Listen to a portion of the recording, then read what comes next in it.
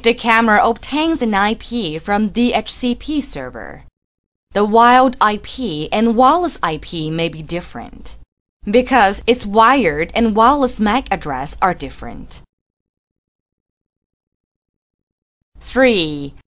Remote connection settings.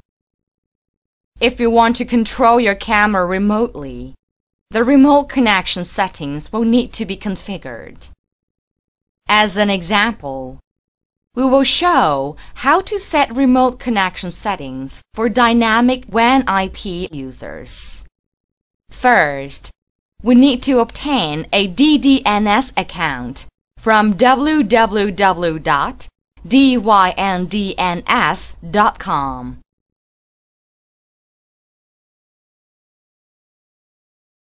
Choose dyndns.org.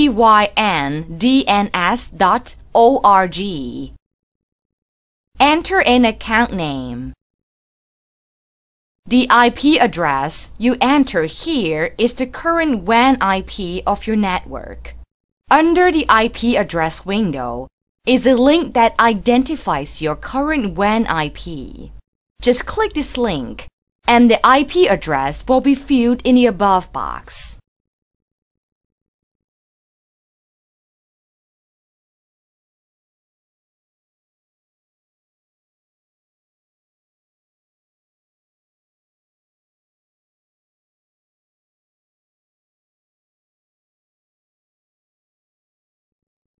After creating the account, the DDNS site will send an email confirmation to your email address.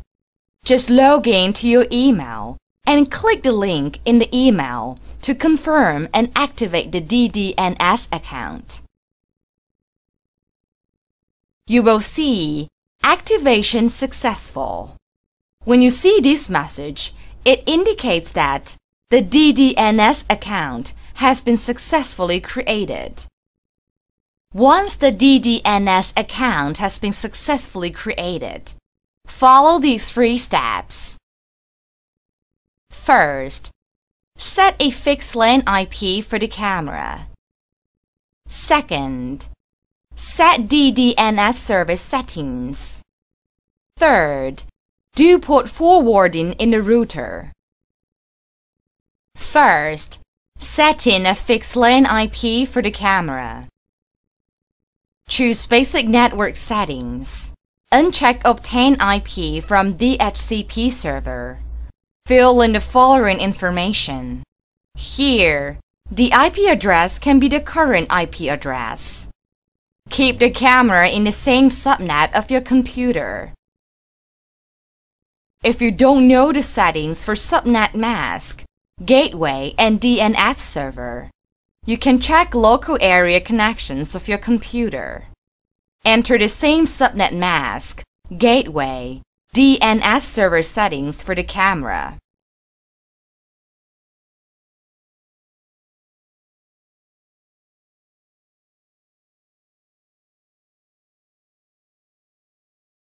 The HTTP port can be set to 80, 82, 80, 60, etc. In this example, we will set the port to 89. When finished entering all settings, click Submit and the camera will reboot. Second, setting the DDNS service settings.